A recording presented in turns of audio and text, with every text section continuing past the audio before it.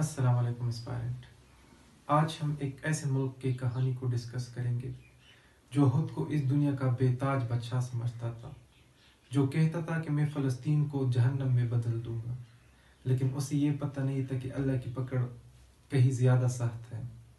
उसे ये पता नहीं था कि उसका अपना मुल्क भी इस तरह लपेट में आ सकता है, जहन्नुम में तब्दील हो सकता है।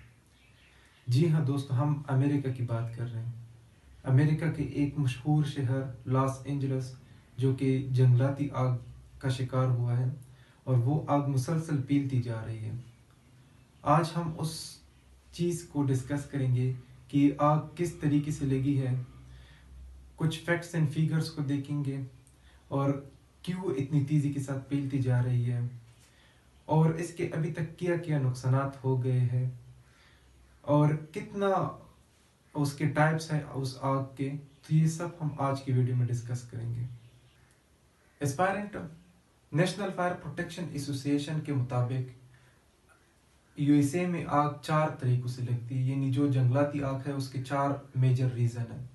वो रीज़न क्या किया है? सबसे पहले उसका जो रीज़न है वो है लाइटनिंग, यानी जो आसमानी गिरज चमक होती है उसके ज़रिए लगती है। और दूसरी उसकी जो मेन रीज़न है वो है फायरवर्क के जो क्रैकर्स वगैरह होते हैं और हम जो लाइटनिंग के लिए और नुमाइश के लिए जो तकरीबात वगैरह में इस्तेमाल करते हैं, वो भी उसका एक रीज़न है। उससे भी जो जंगलाती आग है वो लगती है। तीसरा है एयर सन्स क्या होते हैं? वो इंटेंशनल फायर जो लोग लगाते हैं किसी की प्रॉपर्टी को, किसी के व्हीकल्स को या किसी इंसान को, उसको कहते हैं एयर सन्स। तो ये भी उसका एक मेजर काज है, इससे भी लगती है आग। और फोर्थ जो उसका रीजन है वो है पावर लाइन्स। एस्पायरेंट कभी कभार ऐसा होता है कि जो बिजली की तारें होते हैं, जो पावर लाइन्स होते हैं, वो कांटेक्ट में आ जाते हैं, जो वहां पर सेंटर इनर वायर्स होते हैं उसके साथ कांटेक्ट में आ जाते हैं। तो जब वो उसके साथ कांटेक्ट में आते हैं तो वहां पर वो आग लग जाती है। तो ये 4 मेजर रीजंस है जो कि नेशनल फायर प्रोटेक्शन एसोसिएशन के मुताबिक, प्रोटेक्शन एसोसिएशन ऑफ यूएसए, इसके मुताबिक इसके ये 4 रीजंस है। लेकिन अभी जो आग लगी है लॉस एंजल्स में, वो इन्वेस्टिगेटर कहते हैं कि इनमें से कोई भी रीजन अभी तक का फाइनल नहीं हुई कि इस रीजन की वजह से या इस वजह से ये आग लगी हुई है। अभी भी इसके ऊपर जो एक्सपर्ट्स है, जो इन्वेस्टिगेटर है, वो काम कर रहे हैं, लेकिन ताहाल अभी तक जो सुबह तक मैंने जो न्यूज देखी उसके ऊपर कोई रिसेंट डेवलपमेंट नहीं आई थी। एस्पायरेंट चाहे रीजन कोई भी हो, ये इतनी तेजी के साथ क्यों फैलती जा रही है? ये आग का जो तनाव है ये इतना तेजी के साथ क्यों स्प्रेड हो रहा है? इसका वजह है सेंटा इना वाइंड्स। एस्पायरेंट जिस तरह हम पढ़ते हैं कि साइंस में कि गैस हमेशा हायर कंसंट्रेशन से जाती है लोअर कंसंट्रेशन की तरफ, यानी हाई प्रेशर एरिया से जाती है लो प्रेशर एरिया की तरफ। तो इस तरह जो एयर होता है वो भी एक गैस है, वो भी जाती है हाई कंसंट्रेशन एरिया से लो कंसंट्रेशन एरिया की तरफ। तो अब ये जो सेंट इन वाइंड्स है ये इसी कंसेप्ट के ऊपर है। होता क्या है कि जो सेंट्रल इनलैंड यूएस है, वहां पर जब हाईली प्रेशराइज्ड एरिया एस्टेब्लिश होती है, हाईली प्रेशराइज्ड एरिया एस्टेब्लिश होती है, तो फिर वो मूव करती है। किस डायरेक्शन में मूव करती है? सेंट्रल यूएस में ये बनती है, हाईली प्रेशराइज्ड एरिया बनती है। तो वहां का जो एयर होता है वो फिर मूव करता है किस तरफ? कैलिफोर्निया की तरफ। कैलिफोर्निया की तरफ वो मूव करते हैं और ये लो प्रेशर एरिया है। ये क्या है? ये लो प्रेशर एरिया है। अब यहां से ये जो वाइंड होते हैं ये मूव करते हैं, यहां पर आ जाते हैं। अब ये जो इलाका है जो सेंट्रल यूएस का है, जहां से ये इमर्ज होती है ये वाइंड, वो ड्राई एरिया है और मोस्टली वहां पर डेजर्ट्स होते हैं। तो जब ड्राई है और डेजर्ट्स है तो इस एयर के अंदर मॉइस्चर बहुत कम होती है, यानी जो ह्यूमिडिटी होती है, जो नमी होती है हवा में, वो बहुत कम होती है, लेस मॉइस्चर होता है इसके अंदर।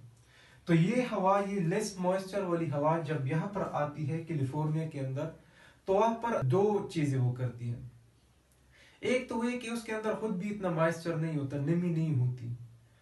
तो दूसरी ये होता है कि वहां पर जो कैलिफोर्निया के अंदर जो नमी होती है अपनी, उसको भी ये अपने साथ लेके जाते हैं, क्योंकि ये बहुत तेज हवा होती है। और जब ये आती है तो ये अपने साथ वो मॉइस्चर, वो ह्यूमिडिटी कैलिफोर्निया की वो भी लेके जाती है अपने साथ। तो वहां पर जो एनवायरनमेंट बनती है वो फिर ह्यूमिडिटी उसके अंदर बिल्कुल नहीं होती, मॉइस्चर वहां पर बिल्कुल नहीं होता। जब मॉइस्चर वहां पर नहीं होता तो वहां पर जो पेड़ होते हैं, जो वेजिटेबल्स होते हैं, जो दरख्त होते हैं, वो फिर सूख जाते हैं और फिर वो इजीली फायर को कैच करते हैं। एक तो ये कि इजीली फायर को कैच करते हैं, और दूसरी जब वो फायर को कैच करते हैं तो चूंकि ये हवा होती है और ये बहुत तेज होती है, तो ये जो फायर होता है वो एक जगह से फिर दूसरी जगह पर वो ट्रांसफर करते हैं, ये हवा उसको ट्रांसफर करते हैं। तो इसलिए ये जो हवा है, जो अभी जो लॉस एंजल्स के अंदर जो आग लगी हुई है, चाहे उसका कोई भी कारण हो, जिस वजह से भी ये लगी हो, तो वो जो आग होती है उसके ऊपर जब हवा आती है, जो सेंटा एना वाइंड्स की जो हवा आती है, तो वो इसको साथ अपने साथ तेज करती है, एक जगह से दूसरी जगह आसानी से उसको फिर लेके जाया जा सकता है। तो इसलिए ये इतनी तेजी के साथ फैलती जा रही है और तबाही करती जा रही है अपने साथ। और इसकी जो प्रेशर होती है, जो एयर का जो स्पीड होता है, वो कॉमनली अगर हम देखें तो वो होती है 95 किलोमीटर पर आवर से 130 किलोमीटर पर आवर तक। ये उसकी नॉर्मल स्पीड होती है। लेकिन अगर हम उसको अभी जो कभी कभी ये इतना ज्यादा हो जाता है कि इसका जो स्पीड है वो पहुंच जाती है 160 किलोमीटर पर आवर तक भी उसकी स्पीड पहुंच जाती है। डेंजरस में है वो टू टाइप्स ऑफ फायर है, एक को वो कहते हैं पेलिसाइड्स फायर और दूसरा है ईटन फायर। अब ये जो पेलिसाइड्स और जो ईटन है, ये ज्योग्राफिकली उसको डिवाइड किया गया है। जो पेलिसाइड फायर है वो सेंटा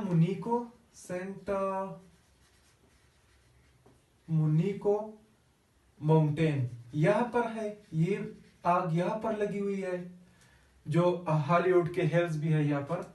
और दूसरा है ईटन फायर। ईटन फायर जो है वो एल्टाडीनो एरिया है, एक एल्टाडीनो एरिया। जो ईटन फायर है ये इस जगह पर लगी हुई है, और जो पेलिसाइड फायर है वो सेंटा मोनिको माउंटेन के ऊपर लगी हुई है। अच्छा, ये जो पेलिसाइड्स फायर है उन्होंने तकरीबन 24,000 एकर्स एरिया को कवर किया हुआ है, ये इतने एरिया के ऊपर ये फैला हुआ है। और जो ईटन फायर है ये तकरीबन 14,000 उन्होंने एरिया कवर किया हुआ है, 14,000 एकर्स एरिया पे ये फैला हुआ है। और ये जो पेलिसाइड्स फायर है ये अभी एक्सपेंड हो रहा है, जो लास्ट नाइट थे वो एक्सपेंड हुआ है ब्रेंटवुड की तरफ और एनसाइनो की तरफ, ये फैला हुआ है।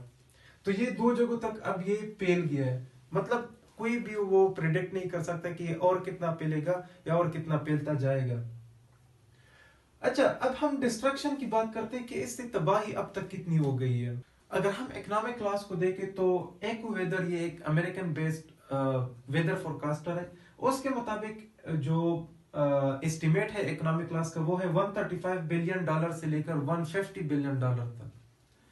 और अगर हम मोर्टिलिटीज की बात करें, अभी तक जितने लोग उसके अंदर हलाक हुए हैं, तो 24 लोग रिसेंटली, जो सुबह तक मैं न्यूज देख रहा था, तो उसमें 24 लोग जो है वो किल्ड हुए हैं, उनकी अभी तक डेथ हुई है और 16 लोग अभी तक मिसिंग है। ये एक रफ एस्टिमेट है, ये कोई भी अभी फाइनल नहीं है। जो वहां पर अथॉरिटीज है वो बताते हैं कि जब फायर फुली कंट्रोल होगी तो तब हम कोई फिक्स्ड फिगर दे सकेंगे। अभी तक ये भी फुली वो नहीं है, ये जितने अभी तक पता चला है वो बता रहा है। अभी वो घरों के अंदर नहीं गए हैं कि वहां पर भी हलाकती होगी या नहीं होगी।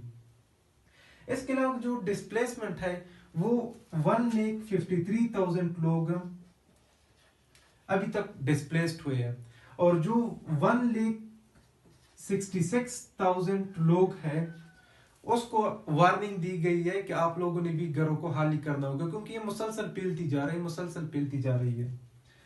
और जो डैमेज स्ट्रक्चर है, यानी जो स्ट्रक्चर को नुकसान पहुंचा है, जो घरों को नुकसान पहुंचा है, वो तकरीबन 12,000 घर जो है, 12,000 घरों को उससे अभी तक नुकसान पहुंचा हुआ है। यानी 12,000 घर जो है वो तबाह हो चुके हैं इससे।